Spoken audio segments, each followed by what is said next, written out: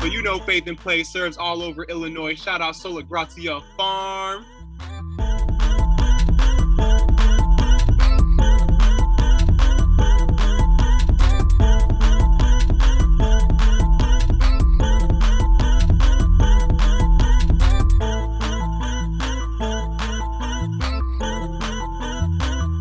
Vibing to the tunes. Follow DJ Antonio Caesar on all platforms: Spotify, Apple Music, SoundCloud, Instagram.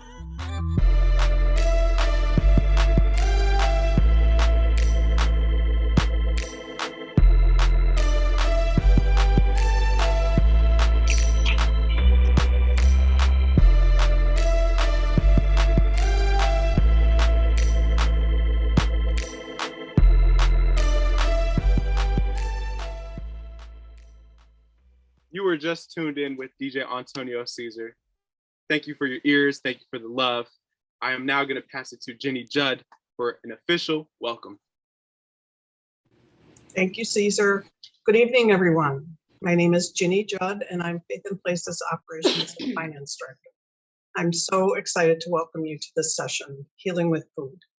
As an avid gardener myself, who also had a career in the food industry before coming to Faith in Place, remembering our connection to the land and the food it provides us continues to grow in importance for me. In our society, food systems are frequently a source of brokenness.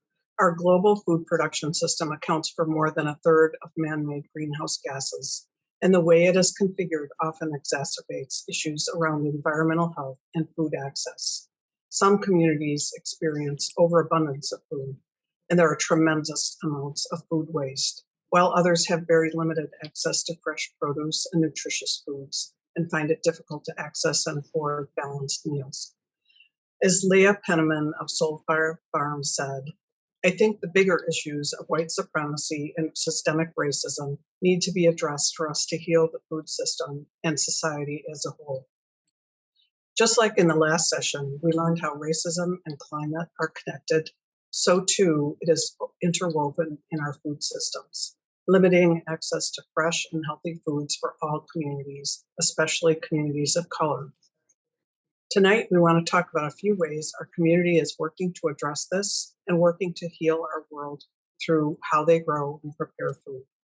I'm excited to share tonight that we will journey together to an urban farm called Sola Gratia in Urbana, Illinois, and get to ask questions and hear firsthand about what it's like to run an urban farm with Farm Director Traci Barkley. Then we will watch Chef T of Majani Restaurant prepare a plant-based dish and share what cooking means to him. Thank you to our Summit headline sponsor, NRDC, and this session's sponsors, Haji Healing Salon and Majani Restaurant, for making tonight possible. You can meet all our sponsors and Summit partners on our website, greenteamsummit.org. I also want to remind you that you can win a $100 gift card to Earth Hero, an online market working to create a healthier planet, by completing our Summit survey. Learn more through the link in the chat. Tonight's session and all sessions this week are being recorded and will be available along with all the resources shared after the summit on greenteamsummit.org. I hope you enjoy tonight and feel reconnected to the land and food.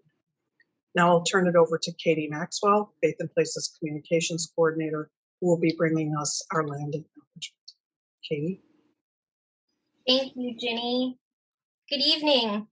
I'm Katie Maxwell, one of Faith in Places Communications Coordinators, and I'm so excited to be with you tonight. This land acknowledgement will recognize Native people from the Illinois area, but if you are joining from elsewhere, we invite you to check out the resource linked in the chat to learn about the Native communities on whose land your home resides.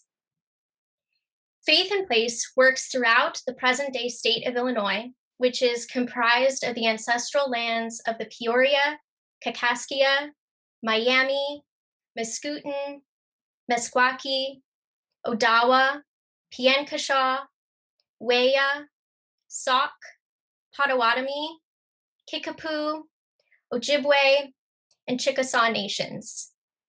These nations were forcibly removed from their homeland and fight to survive and maintain their identities. We strive to acknowledge and address the violence and colonization in which our modern society is rooted. And now I will turn it over to Reverend Cindy Shepard, who is our Central Illinois Outreach Director, a proud CSA share owner, and a board member at Sola Gratia Farm, which will be featured in tonight's farm tour. Cindy? Thank you so much, Katie. Good evening, everyone. I'm Cindy Shepard, and I am so very excited to be introducing tonight's featured urban farm, Sola Gratia. As we go on the virtual tour, you're going to hear all about the background of the farm, so I'm not going to repeat that here, but I do want to share why I am so proud to be connected to that farm. I've been a shareholder at Sola Gratia ever since it began. And many of the volunteers and church members, supporters, they feel like family to me. I'm extremely proud of how that family has reached out to foster connections to neighborhoods and communities where barriers to healthy eating are so very real. Sola's contributions are huge, and I'm talking about in terms of pounds of contributions. It's huge. But even more, the farm's connections make an even bigger impact. You know, Nadia Shabazz said, a healthy and happy community is not a fairy tale. All you need is a seed. I'm thrilled to invite you to get to know this beautiful farm with me and to learn how a seed planted a decade ago has grown into an incredible urban farm serving the entire community today.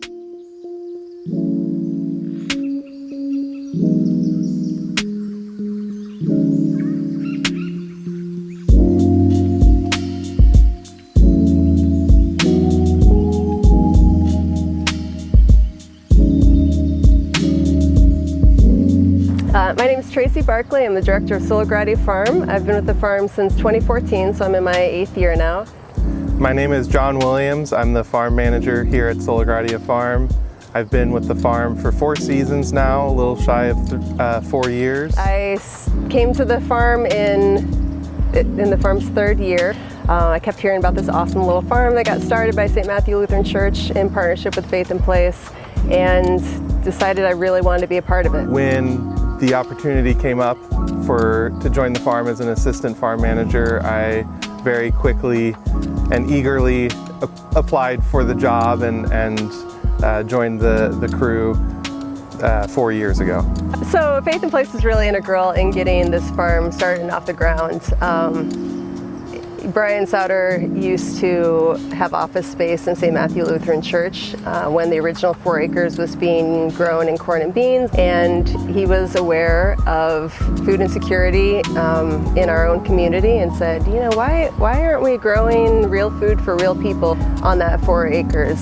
And started talking to the then pastor at the time of St. Matthew Lutheran Church, and started talking to the church council, and really designing this idea of a community farm.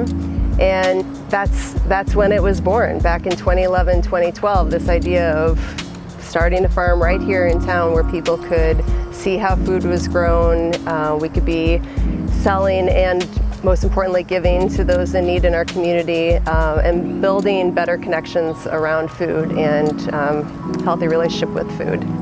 To me, the farm is a place where we can give food back to our community, really see the benefit that growing healthy, nutritious, fresh food has to people who may rely on the cheapest calorie that they can get. All the different ways that we get produce to our community directly is where I see what drives me day to day and what I see makes this farm so special.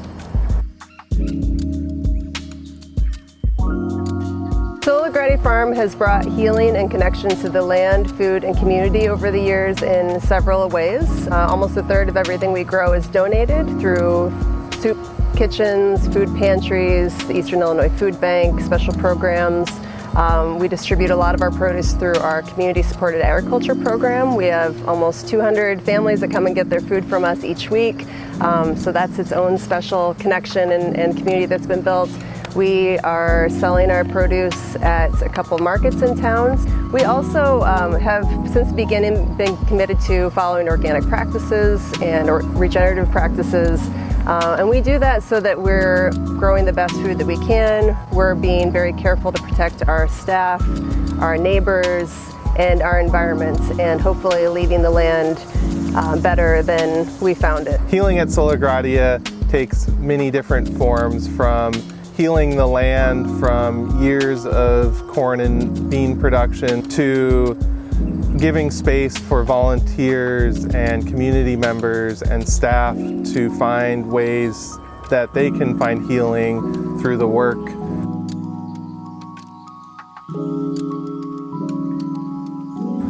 The story that comes to mind when I think about how to sum up the work that we do here and the positivity that we put out into our community is last year we unfortunately were hit with a pretty strong hailstorm that damaged a large swath of our crops, tomatoes, peppers, okra, head lettuce. I mean, the list is pretty endless, and while that event was pretty devastating, we were able to really pivot very quickly and get some of that damaged produce to community members, to soup kitchens, and we're able to get hundreds of pounds of produce out the door. It was a big moment of tragedy, but also a big moment of seeing our community come together and get the produce to the people in need.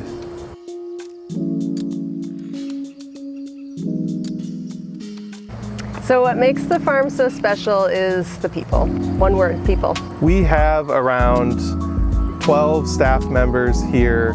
In addition, we have around 12 regular volunteers that help each week.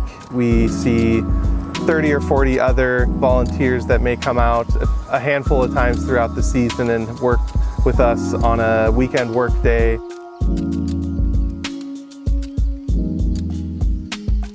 My name is Jonathan Sanchez Wonka.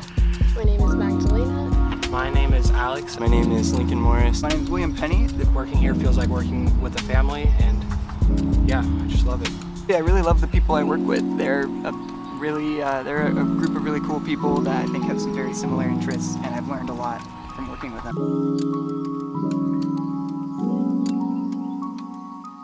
I'd like to encourage others to find ways to connect with healing with food in their own communities. I think it's important to recognize that while food is fuel that we all need, it's also a really important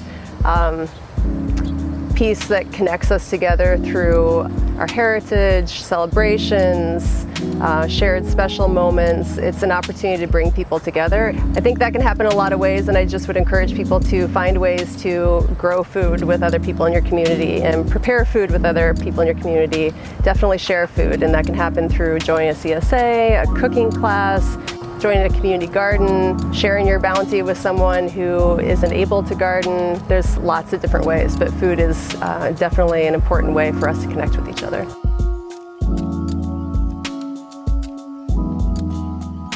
Potatoes are pretty perfect, except that you can't eat them raw. Favorite to eat are definitely sweet potatoes, because you can make them savory or sweet. The most malleable vegetable, I think, that there is. I'd say green beans. Because they're delicious. I can eat them as I harvest. Those you can mix tomato. I don't know, there's a lot of different ways you can eat jalapenos.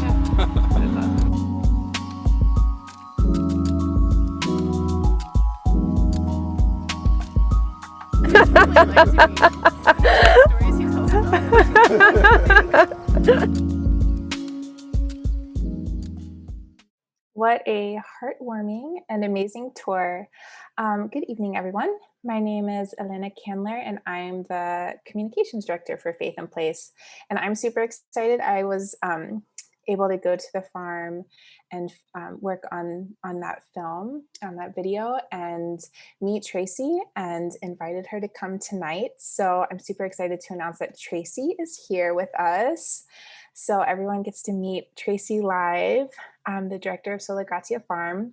And so for the next 10 minutes or so, we will just get to ask questions and learn more about local food. If you have questions, please put them in the chat, and we will get to hear from her expertise and her time at the farm and all the ways that Sola Gratia is bringing healing to their community. So please feel free to ask questions in the chat and share resources. And in the meantime, I'm going to kick off our Q&A. And so for people wondering how to do work like Sola Gratia is doing in Urbana in their communities, we linked in tonight's resource page your Solidarity Garden program and the Farm to School program. And I was just wondering if you could share a little bit about what those two programs are. Sure. First, thank you so much. I really got a little choked up and have a tear in my eye because that was put together so beautifully. Thank you, Faith in Place, for the work that you did to just package the hard work and the hearts that exist at Sola. Boy, there's, I really am proud of what we've accomplished in Urbana. And I think that it's an idea that could take off in so many other communities. And it could be as simple as, a plot at your community garden at a park district or at another church or school. For us, we started with 4 acres. And I think there are pieces of it that could be applied elsewhere, whether it's a farming operation like ours or Solidarity Gardens, which is a gardening program that we started last year in partnership with our township office, our local library, and our local park district. When COVID hit, there were a lot of things that started happening. One, people got really nervous about where their food is going to come from. Also, people had a lot of time on their hands, and we noticed, it was March, April. We noticed seeds flying off of the shelves, people scrambling, trying to acquire greenhouse space, breaking ground for new gardens in their yards. So it was, just this instinct to secure your own food supply, and we noticed people helping each other do that. And so a few partners were already working together, decided that we had hundreds of seed packets, actually thousands, that have been donated to our farm. We always have extra plants. We have a lot of know-how and extra tools. The park district had extra space. Our township office had already a great network and connection with neighbors in need, people that needed extra food and support. And we really started weekly meetings on, okay, how can we put all these pieces together? And we came up with this idea of Solidarity Gardens, which was not only, farms growing more to give, but also gardeners, day-to-day gardeners, whether you were experienced or not. We really asked people to grow more and for donation into the community for those in need. And if you didn't know how to grow but wanted to learn to grow, we offered support and tools and basic aid. And so what ended up resulting was breaking a lot of new ground, thousands of square feet of extra garden space. Tool lending library was set up, thousands of seeds and plants were distributed in our community. And we set up coolers both at our farm and then also on campus of the Channing Murray Foundation, where people could donate at any time of day their food into those coolers. And then we incorporated them into our donation lines. There were, our purse is already going to soup kitchens and food bank and food pantries. And so it's easy to incorporate other gardeners into that model. So that's something that I think could be done anywhere with just some coordination. And I think the first step to that is finding out who is helping those that are hungry in your community and what do they need, so that can help guide what is planted and what is harvested and where it goes.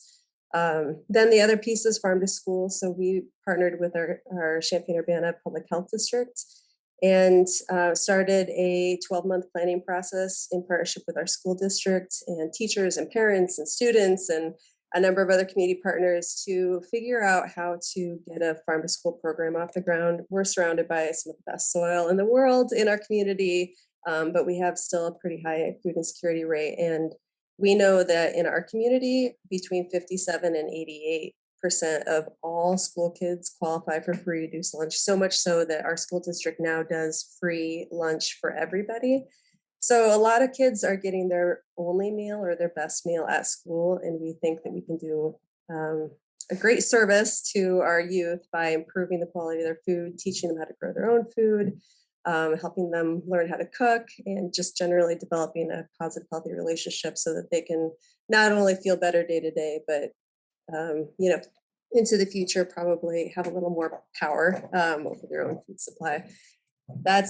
That's a little more complicated, but I think there's a lot of ways that can happen, from getting school gardens in place to having gardeners or growers visit the classroom to bringing fresh local snacks either from market or from your own yard into the classroom or into the lunchroom. Those are awesome programs. And just to remind everyone, there's a website for both of them, and we have it linked on tonight's resource page, so you can explore more and figure out more after the session. So questions have poured in as you were sharing.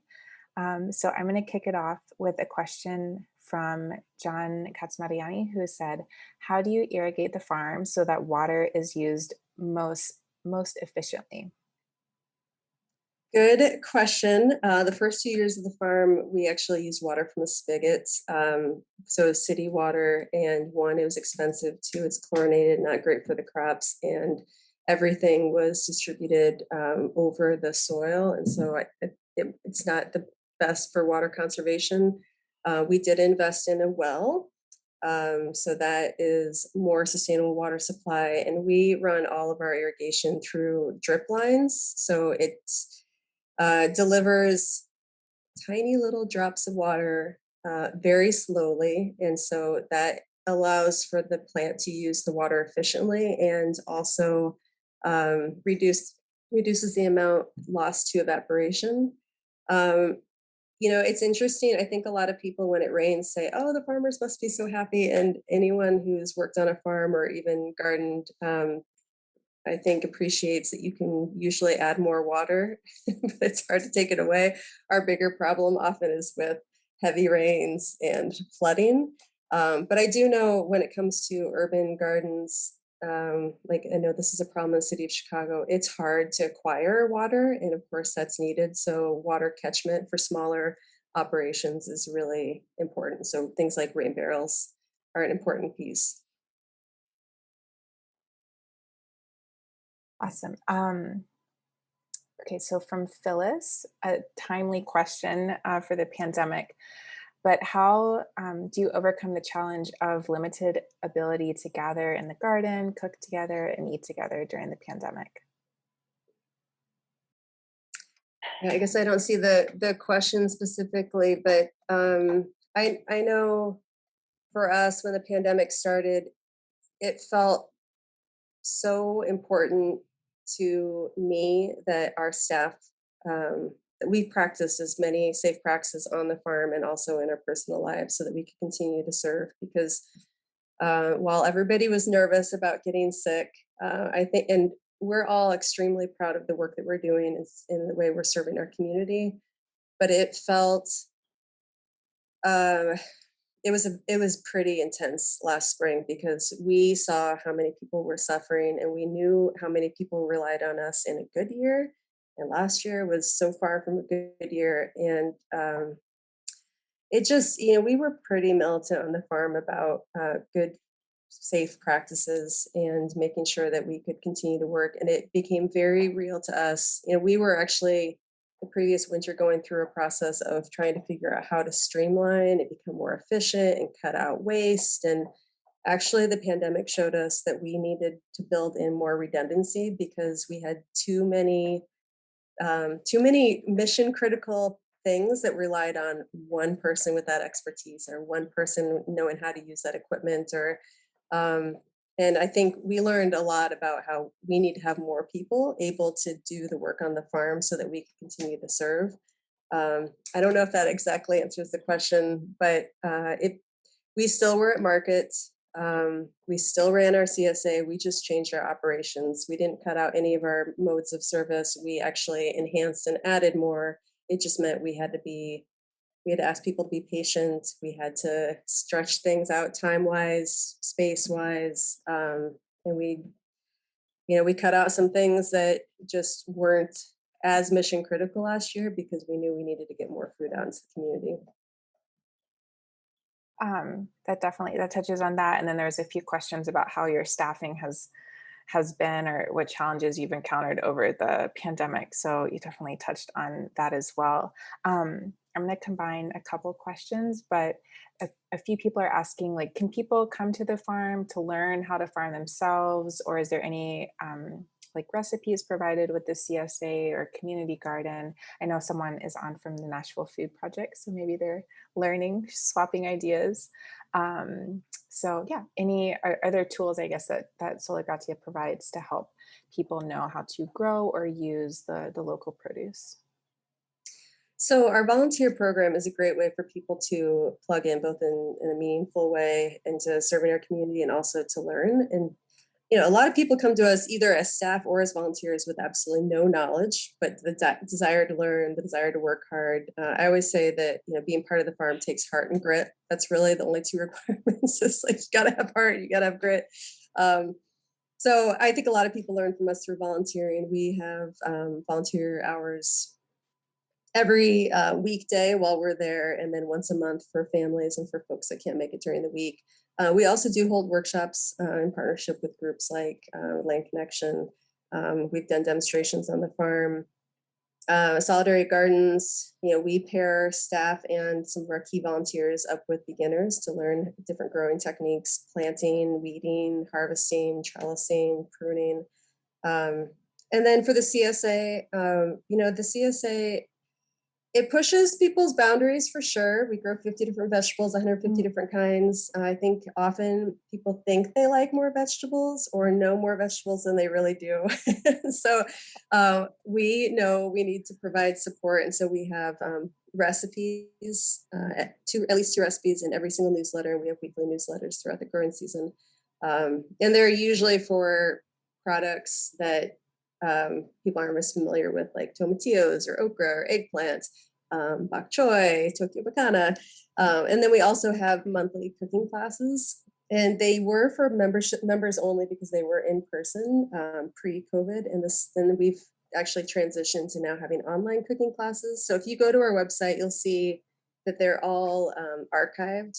And they are usually pretty broad spectrum, like cooking with greens, or how to ferment, you know, pickles and sauerkraut, and how to, you know, clean out your fridge or prep for the winter. Or a lot of it is helping people be a little more flexible with their cooking and not so recipe oriented, but more like process and technique oriented, because once you have some basic techniques down, there's a lot that you can do. If you encounter something unusual in your box, but you know it's a root vegetable, you might be familiar with what you did last week with the carrots and beets, for example, and that you can apply it to sweet potatoes and kohlrabi. So we do provide a lot of support. I mean, generally that's what we're encouraging people to do, is be adventurous in their eating, nourish their bodies, learn from each other. And really, it's important for, you know, people of all walks of life, but especially for families and youth, because it's just, you know, it's something that generationally can just be passed on and build over time. That has got me very hungry now talking about all the recipes. Just as a reminder, so the Sola Gratia website is also linked in the resource page for tonight. So there's like a little section if you scroll down midway, and you can find more about the farm, the archived recipe videos, about the farm to school and the Solidarity Garden program. So it's all linked there, and you can follow Sola Gratia's work. And Jenny just linked it directly in the chat. So sadly, our Q&A has come to an end, but thank you so much for being here. I wish you could have gotten to all of the questions, but we really appreciate you joining us live and like all the amazing work that you're doing. And what an honor that Faith in Place gets to be involved a little bit. So thank you so much. And I will now turn the stage over to Pastor Anquay, who's going to set us up for the next part of the evening, where we will go into a restaurant and tour and cook together for a little bit. So Pastor Thanks so much. Thank you, Elena. And I want to thank Traci for joining us and sharing about your incredible work at the farm. We're now going to continue exploring the idea of healing with food with my friend, who also happens to be an incredible chef. I'm going to say it right, Sataki, or Chef T. He has been a vegan chef for over 20 years with a mission to create plant-based versions of recipes rooted in African heritage. He now co-owns and is lead chef of Majani's restaurant, which is near my own home in the South Shore neighborhood of Chicago, and also has one other location in Chicago. Majani not only celebrates delicious recipes rooted in African culture and reduces its impact on the earth through its plant-based approach, but also supports local farms to promote fresh farm-to-table dishes, including one of Faith and Place's very own CSA's Mother Carr's Farm. Our team went to Majani a few weeks ago to talk to Chef T, to watch him prepare food live. The audio during the cooking demonstration will include light word from fans because we will be joining Chef T in his commercial kitchen. Enjoy watching his culinary story with me now.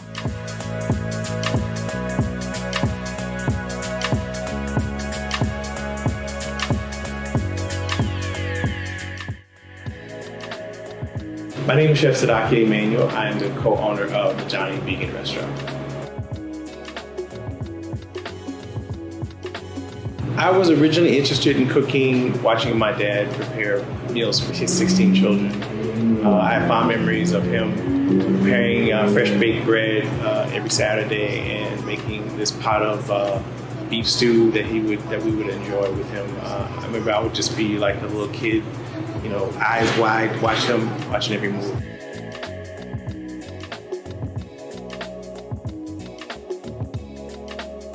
I became a vegan in 1981. It was, I was inspired just by listening to some of my mentors talking about diet and, reading the Bible, Genesis 1, 28 and 29, and just taking control of your own health. It was important, as I was being taught, that your body is the temple. So what you put in it should be sacred, and eat things that are going to nourish your system. It just all made sense to me, and from a spiritual standpoint, from an environmental standpoint.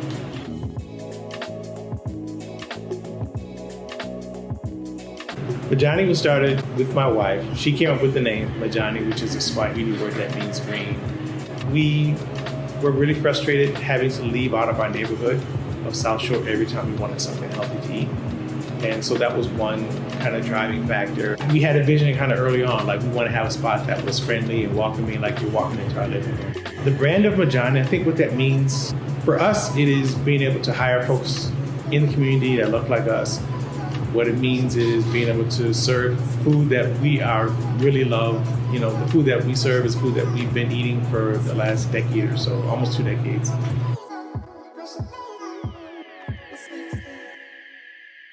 I think Majani represents or serves the community the way that we do because it brings healing. It brings nourishment to the community.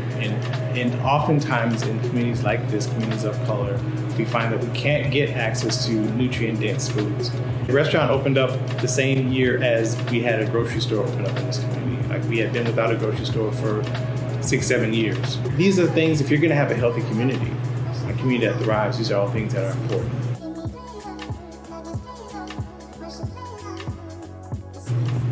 Sourcing food locally is important for a variety of reasons. Supporting some of the local farmers, Mother Carr Farms, Eden Place. These are small farmers that rely upon the local economy, and it locally provides jobs. It helps to keep the money in the community. So if you're talking about building community and having a strong economic base, those are some of the things that you have to consider. Those farmers in turn provide employment for their staff, and so all these things kind of tie in together. For someone who's just learning about plant-based lifestyle or cooking, well, first of all, you're very fortunate in this day and time to embark on that journey because there's so much information. There wasn't a lot of information out there. There's so much now that you have access to just have fun and play around with. Is be willing to kind of step outside your comfort zone and things that you have maybe not been accustomed to, just enjoy it and have fun, play around with it. I think that's the most important thing. And try to find someone like me or that can kind of show you the ropes if you have access to that.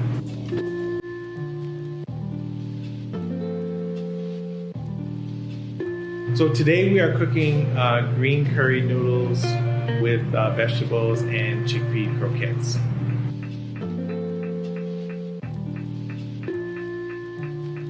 So we are here getting ready to make our chickpea croquettes with our green curry noodles.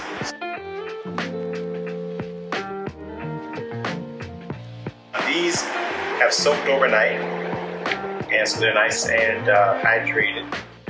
And you can do this a couple ways. You can either do this in a food processor or a blender. So today we're going to use a blender. So I have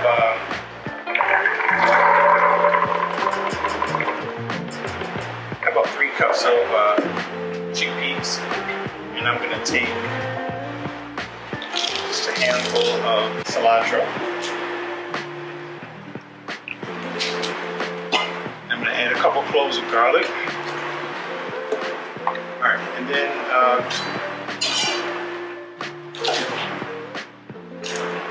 little bit of scallion, and also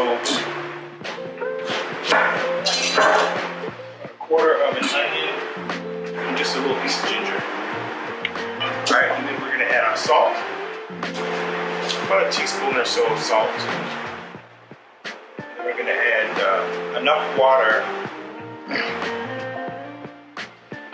kind of cover, just something to cover the beans. And then some cumin seed, about a teaspoon of cumin seed, and a teaspoon of coriander seed. And then we're going to grind it up slowly. Alright, so there we go. Just in a bowl.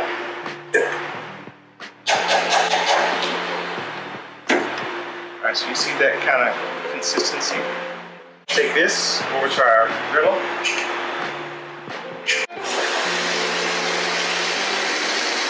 Make our little fritters. So those are going to cook for about 4 minutes on each side. So when they first come off, they're still a little tender. But they'll firm up as they sit.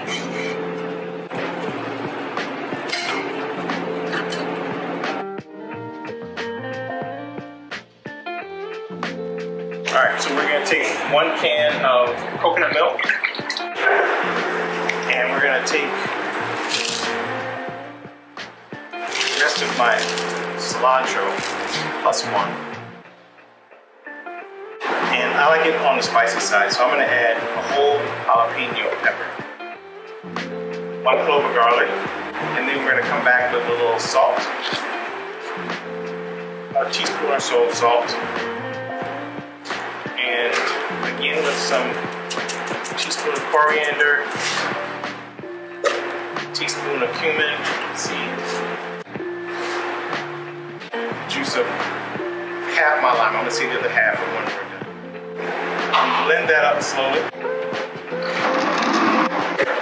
So now our green curry is ready. All right, so now we're gonna get our noodles going. So today I have my ramen noodles. These take about 3 minutes to cook, right? We're gonna put those in our water. Add a little salt.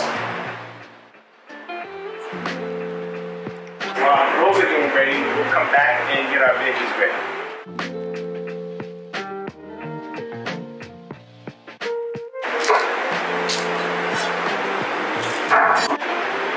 Okay, we'll add some scallions to that.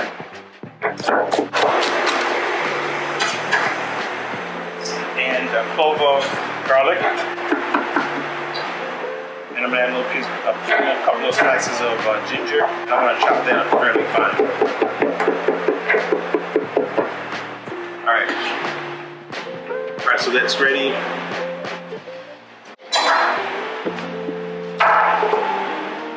Get my carrots ready.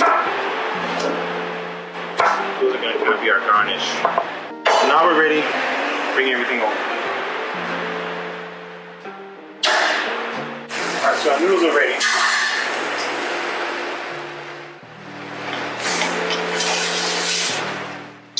So we'll take our noodles and we'll add them in our vegetable, add our curry, green curry.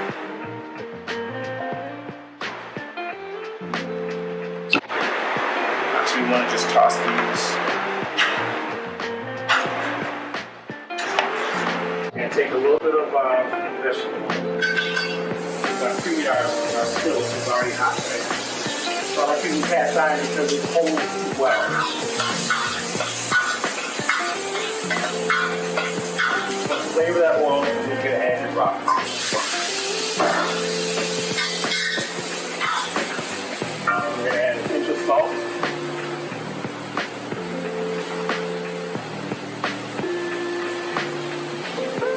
And then we're going to add our water.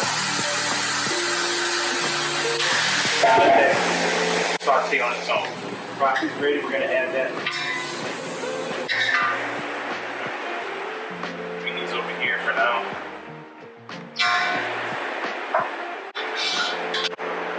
You see how the noodles are starting to really absorb that curry. Some of our broccoli on top.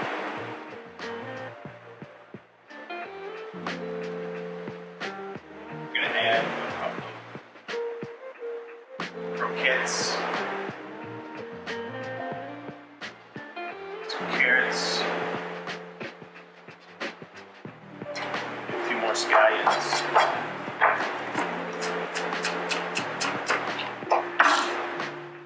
There you have it.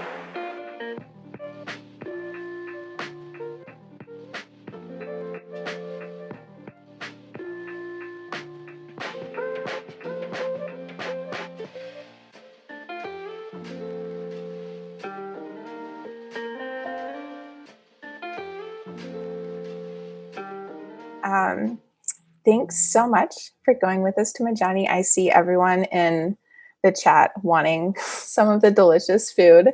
As Faith and Places communications director, I was the lucky one that filmed that segment.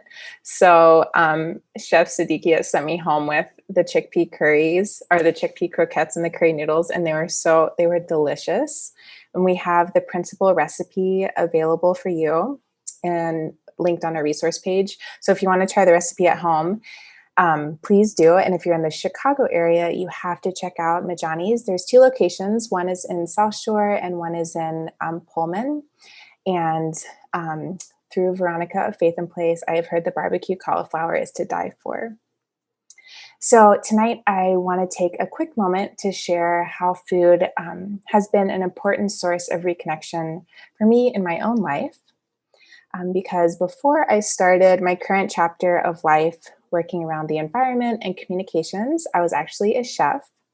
And as I share about that, I'm going to pull up a few pictures so you can come along with me on my journey. These, of course, include baby pictures, so enjoy. So is that everyone can see that? Great. So this is me smiling. I was a pastry chef for a little while and had to wake up at 4 a.m. So I was very grumpy, but I tried to smile for the camera, and you can tell in my expression that I was not happy to be awake. Life like Chef T, I was self-taught, and I worked my way into jobs by just showing up in people's houses and kitchens and cooking my way into the job. So for example, this was my first catering gig, and I promised a menu for 400 people, and I had zero catering experience. And then I just recruited all of my friends in college to help me. And it miraculously pulled off flawlessly. It was delicious. It worked out. But for me, cooking was always a way to release stress and bring warmth and joy to those around me. And I love cooking for people. And when I was getting ready for tonight, I was remembering how I learned how to cook and what influenced my cooking style. So ever since I was little, I was dedicated to the kitchen. As you can see me here preparing some plastic toast. But without a doubt, the most influential person in regard to my relationship with cooking was my grandmother. And I'm Cuban, so I'm going to call her abuela while I'm talking about her, which is just the Spanish word for grandmother. So as I share, I'm going to continue putting up a few obligatory, adorable pictures with me and my grandmother. And I'm also going to share some Cuban music because music is possibly a more essential ingredient for cooking Cuban food than actual ingredients. So even though lots of people in my family cook, it was my abuela's intuition about food that really influenced my own cooking style.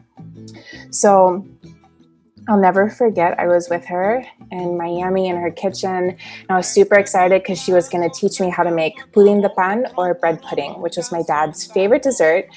And I remember she walked in, she just went to the market, she had bread and milk and sugar and cinnamon and vanilla, everything out. In true Cuban style, the sugar was kept in like a margarine container, because in Cuban fridges, it's just like stacks of margarine containers. There is no margarine, it's just filled with beans or rice or vegetables, and you just have to you just have to open all of them to get what you want. So I had a pen and paper. I was ready to learn how to make the pudding de pan, and my abuela just started just grabbing and throwing.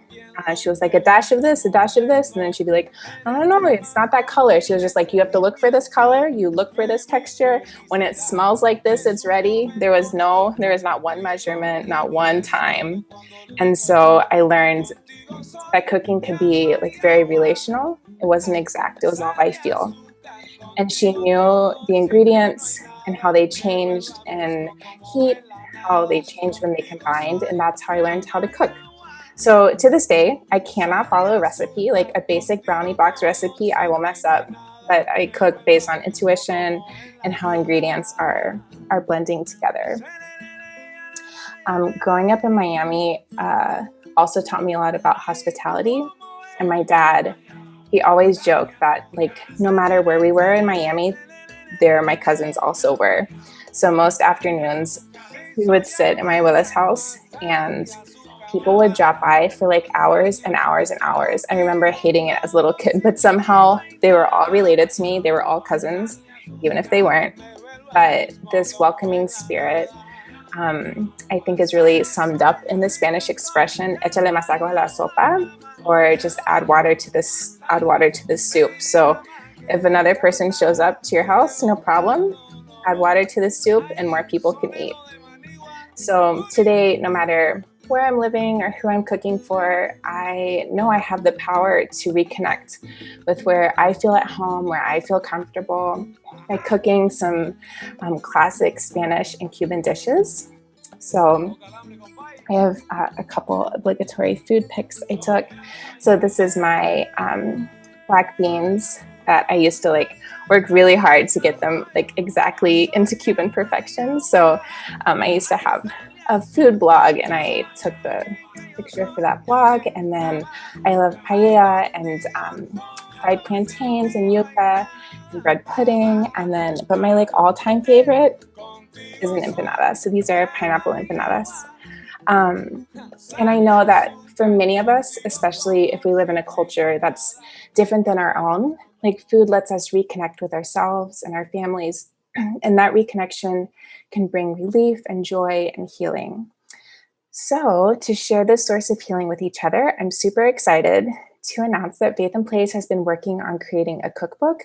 So we are welcoming everyone to contribute to the cookbook with a recipe that's important to you or your family or your faith tradition. And we're going to assemble them all together and publish them in a cookbook that we will be sending out in October to everyone in our community. So if you would like to contribute, please send us your recipe through the form included on tonight's resource page, linked in the chat, and we look forward to sharing this compilation of recipes with you. So now I am going to turn the stage over to Candace, and she's going to share a few more resources on ways you can continue the healing journey with food. Thank you, Elena. That was truly so beautiful, and I'm hungry. Good evening, everyone. I'm Candace May, Faith in Places Lake County Outreach Coordinator. I'm excited to be sharing my own family's recipe for sweet potato pie in the cookbook. The recipe is important to me because it was my grandma Rose's recipe and is still a staple in the May household. So I look forward to seeing what you guys share as well. I want to take just a couple minutes to highlight some resources Faith in Place has that can support you and your house of worship's own healing with food. Food is important not just for nutritional value, but for its ability to connect us to one another, our cultural roots, our faith traditions, and our homes. It's also one of the ways we can explore supporting justice and environmental care in how we buy, grow, eat, and compost our food. First, I'm super excited to announce we have just released an updated version of our classic Just Eating curriculum. This curriculum explores the intersection of food, faith, and justice over 4 lessons. You can access this updated version for free through the link in the chat. We also have several toolkits and guides that you can download for free to get started with your own veggie garden, starting a CSA program and reducing water with our waste toolkit. Faith in Place has worked for years with farms and local farms across Illinois, helping start farms like Sola Gratia, support programs, and also through our Winter's Farmers Market. We ran prior to the pandemic, of course. We believe deeply in the power of connecting people to local, affordable, and nutritious food. If you live in Illinois and you aren't sure what's in season or where your nearest farmers market is, we have resources on that, also linked in the chat. I also want to take a moment to thank Traci and Chef T for their amazing and inspiring stories. You can learn more about Sola Gratia Farm and Majani Restaurant through the link in the chat as well. The farm also has 2 amazing programs I want to take a moment to highlight as ways you could also connect with food and healing with your community. The first is their Solidarity Garden program. By providing seeds, tools, knowledge, redistribution, Sola Gratia not only grows and donates food themselves, but also helps address food insecurity by supporting local residents in growing food for themselves and their neighbors. This is an idea that can be adopted in different areas. You can find more information about that program also linked in the chat. The second resource is their Food to School program, where Sola Gratia connects school children with fresh produce from the farm. Programs like this are growing across the nation, and you can get more information on this idea and consider ways to adopt it in your own community, also through the link in the chat. And I also want to shout out Majani Restaurant. If you're in the Chicago regions, you can check out their 3 locations in South Shore, the South Loop, and Pullman, or order delivery through their website. Again, also linked in the chat. Their barbecue cauliflower cannot be missed. I'm now going to turn the floor back over to Cindy, who kicked us off tonight, for a few closing remarks and an overview of the next session. Thank you, Candace. And I want to add my thanks as well to Chef T and Traci and John and everyone who joined us here for the session tonight. Healing with food is one of my favorite topics. So to close, I want to share one story from our Just Eating curriculum that I think highlights the power of food to be a source of connection, nourishment, and healing in our communities. Near my home in Champaign, Illinois, is the University of Illinois. A professor there, Janelle Bentz, noticed that she had students in her classes experiencing food insecurity, and she wanted to make sure that they had healthy home-cooked meals. So Janelle started Jubilee Cafe in the basement of her church, Community UCC. She wanted to feed people's bodies, but also the hunger for community and dignity. Jubilee Cafe eventually opened weekly, and diners from the campus and community are met at the door and seated restaurant style. Pre-COVID, around 30 to 90 regular guests were each greeted and seated by a host when they arrived. And since COVID, they have been providing carry-out meals as well as lately some sit-down. There is a sense of palpable joy and of hope, reminding everyone of the important connection between spiritual and physical food. I am honored to know so many people doing incredible healing work with food, like Jubilee Cafe, Sola Gratia Farm, Majani's, all of Faith in Places CSAs, and the other cooks and gardeners and people passionate about honoring the holistic ways food nourishes us, body and soul. So thank you for joining us tonight as we explore this topic. I want to thank our headline sponsor, NRDC, and this session's sponsors, Haji Healing Salon and Majani Restaurant, for making tonight possible. You can meet all of our sponsors, partners, and donate to the summit on our website, greenteamsummit.org. And don't forget that you can also check out those resources discussed tonight through the link in the chat. And you'll find there also our sponsor passport. Take a moment to complete that passport and enter to win a chance for a $100 Earth Hero gift card. Earth Hero is working to create a healthier planet through their online market. Also, you're invited to please complete the event survey after your final session. Survey respondents will also have a chance to win a $100 gift card from Earth Hero, and you will be helping us begin to plan for next year's summit. Up next tonight is our final session for this year, Healing Practices, from 8 to 8:45 Central Time. This session will include 4 breakout rooms where we can practice. You can pick one of those rooms that you want to join for a 30-minute guided session of a healing practice. You are invited to join either Candace, whom you just met. Adults and little ones are invited to listen to a Goodnight Eco story with Candace tonight. Or there's a room with Carla Aldani, who will be leading a guided journaling practice. If you want to join this session, please be sure to bring your journal and a pen. Dan Huncha from our North and West Suburbs office will be leading a session on feelergy, which a great word that Dan made up. Healing through meditation, coloring, and healthy actions. There's a coloring page that you can print for this session and bring that and some paper and pencils and crayons.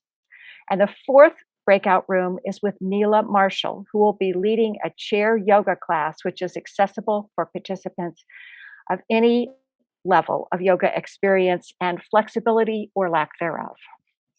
So I look forward to seeing you soon at the 8 p.m. Central Time. As you watch these closing slides, please enjoy the break brought to you by our sponsors, McCormick Theological Seminary, Climate Reality Project, Sunrun Solar, and the Nature Conservancy. Thank you. See you later.